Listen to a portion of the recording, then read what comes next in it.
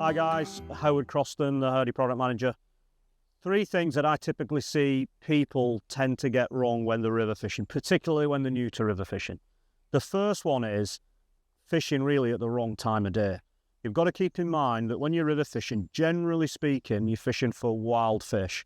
And those fish are going to behave in relation to their environment, to time of year, and to what's hatching. It's not like turning up to a small still water fishery where you're pretty much guaranteed to get a hungry fish in front of you at some point during the day.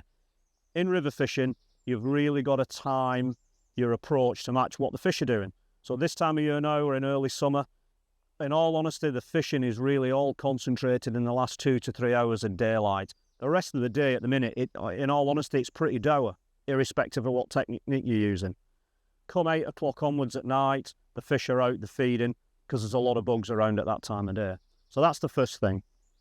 The second thing probably that I see people make a mistake in river fishing is quite often they put far too much emphasis on the fly rather than the presentation.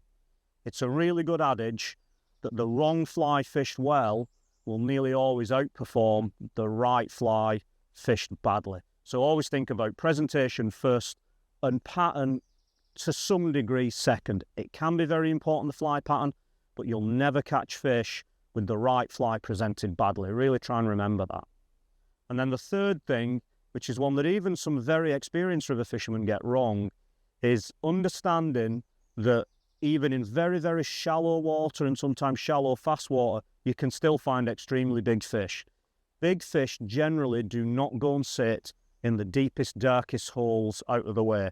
They're quite often just in nice soft water, just adjacent to some current line or some flow, where they can easily get a meal, yet they can easily find some sanctuary.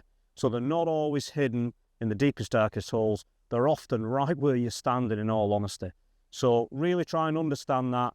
If you can try and stick to those three things, I'm pretty sure that you should see a good improvement in your river fishing. Anyway, hope that helps you out.